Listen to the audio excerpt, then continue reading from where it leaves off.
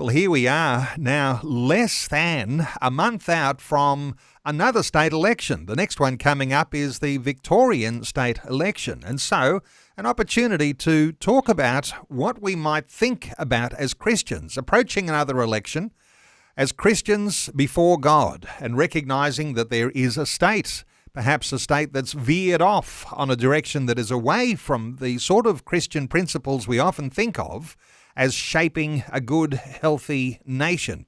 Well, Bill Muehlenberg has been writing about these sorts of issues over this past week. One of his latest articles is called God, Government, Statism and Resistance. Bill Muehlenberg's back with us. Hi, Bill. Welcome back to 2020. Great to be back again, Neil. Bill, you cover a lot of dimensions, don't you, with a title like that? Give us some insight into how you bring all of those things together in a conversation that perhaps will even contextualise around the fact that Victorians are off to a state election coming very soon. Yeah, well, it is a lot of topics and issues that all come together in one article. Although I did a quick look, I have over 1,000 articles on politics on my website and almost 4,000 on Christianity. So, these kind of things I'm talking about all the time, and we cannot escape talking about them, not just with upcoming elections, but given how important it is, how should Christians think about government? So, as we may have said in the past, straight away, we can mention two extremes to avoid. One, to say that government is always evil, authority is evil. Well, no, we can't say that. We're not anarchists. God actually created civil government, and he created authority, certainly delegated authority. But the other extreme, of course, as we've kind of learned over the last few years with COVID, is the state is not to be absolute. We are not to treat it as an equal to God. The state is delegated authority. Generally, we submit, but there are plenty of times when we have to disobey, when even civil disobedience may be in order. So those are the two kind of issues we need to deal with and get the biblical balance. Sometimes we, as Christians, might feel like, how do we scour the Bible for wisdom? Where do we get theological thinking about when it comes to God and state? Well, you've picked up on some favourite authors, and you've quoted some quotes and brought some points. One of those, James Montgomery Boyce, and the other one is Doug Wilson. Give us some insights into their wisdom and why their wisdom might matter here.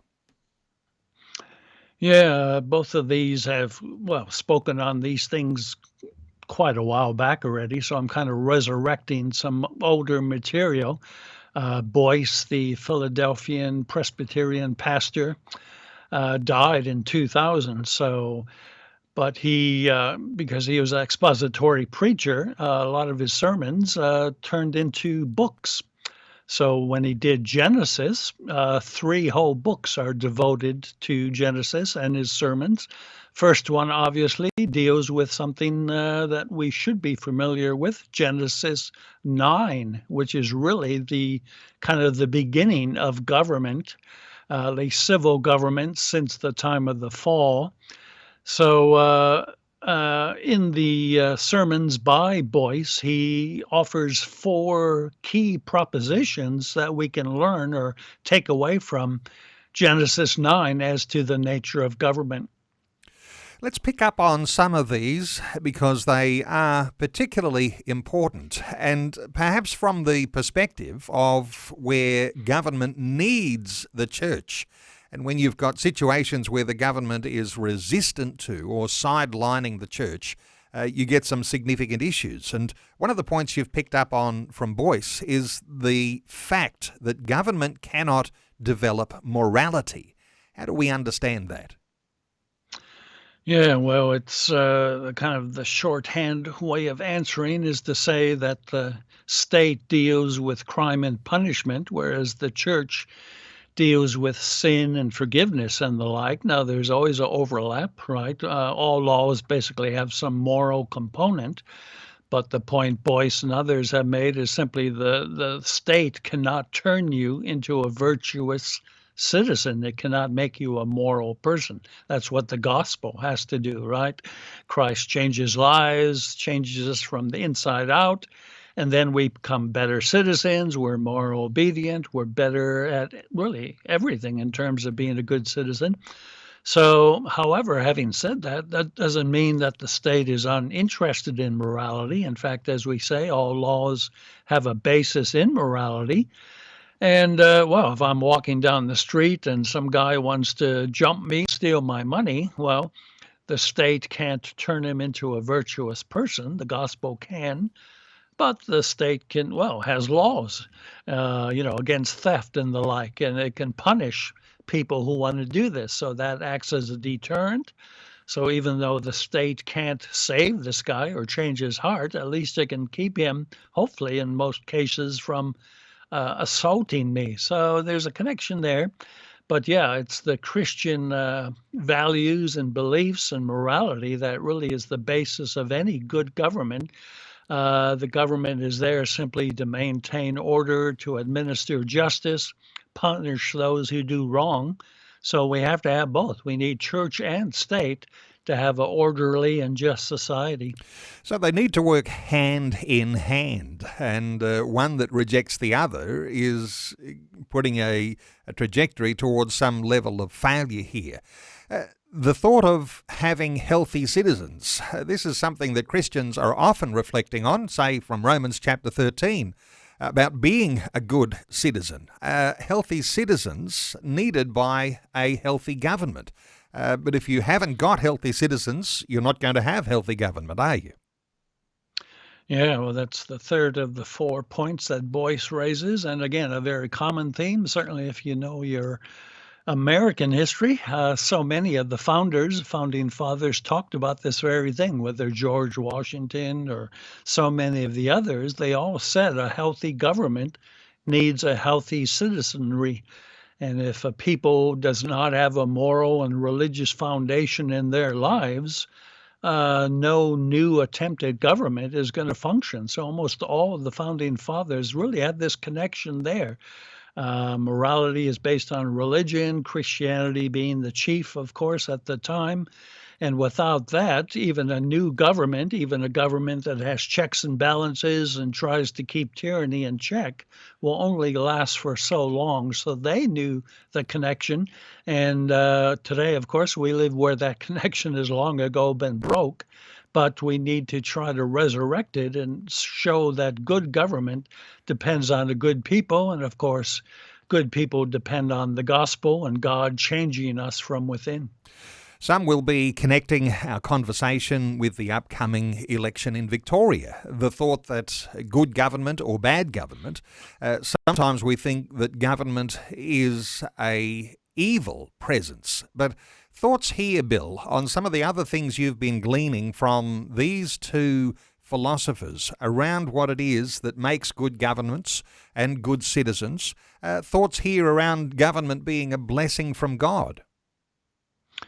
Yeah, well, both Boyce and Douglas Wilson, of course, talk about this. Romans 13 is your classic text. Doug Wilson actually gives 21 principles for the Christian citizen. So I list them all in my new article. You can even watch him give his sermon, which he did, 10, 20 years ago now on this very issue.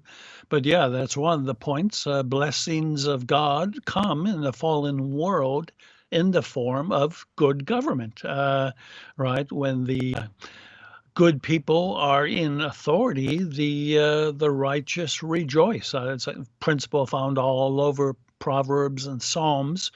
But when evil and wickedness thrive and the rulers go down that path, well, then the righteous groan and, righteousness exalts a nation. There's so many of these general principles, and that's kind of what Romans 13 is summing up.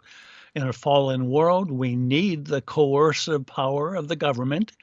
to punish wrongdoers, to maintain order, to have a modicum of justice. But again, at the end of the day, as we've already said, it's the internal government, self-government, that really is going to make or break any nation. If you don't have your own internal moral sense of right and wrong and try to govern yourself according to God and His morality, you can have all the laws in the world, all the penalties, but no society will last long in that regard. So both Boyce and Wilson recognize that just more and more laws aren't going to do it. You need a group of citizens who have internal control and restraint, and that's how the state will prosper with a godly people. But it'll suffer if that moral foundation isn't there. Putting these things into practice, never easy. And when you talk about virtuous people, we're talking about a citizenry across the state or across the nation. And that's what you've got to build. And that's where the church, no doubt, is a necessary element in how that virtuousness builds. Bill, an election coming up in Victoria, end of next month. Thoughts on how we connect a discussion about this today for where you might be seeing things for the Victorian state election? Yeah, well, these principles, again, kind of old-fashioned. I mean, going way back to the Bible, overly familiar in one hand, but it can help us guard against some errors. One is kind of a fatalism, right? Oh, well, another election, doesn't matter who I vote for, doesn't matter who gets in, they're all a bunch of corrupt rulers. Well, that's kind of true in a sense, but on the other hand, again, righteousness does exalt a nation. God has delegated authority. God does expect His authorities and civil government to reflect His ways and His values. So that should be an obvious practical point for us. Look at the two main parties, Labor and Liberal, which, if any, has more on its side of kind of godly values, whether the life issues, marriage and family, and so on, or, as is especially important for our upper house and independent, smaller parties, which of those are either, say, Christian parties or pro-family parties or conservative parties that do take seriously marriage and family, the right to life, and so on. So all these broad brush principles of Scripture, we can take them and certainly apply them to this upcoming election. So many concerned about a deterioration of values, of morality, of a separation between the state and the conscience, which we might say is the church, and how they ought to work together in partnership. I'll point listeners to this latest article that you've been writing about, Bill, and I know you've written a whole lot of articles around these similar sorts of things over this past week. The one we're talking about today, primarily God, government, statism, and resistance. You can find it at billmuehlenberg.com, or you can simply Google Culture Watch, one word. Bill, thanks so much for great insights once again today on 2020. Many thanks, Neil.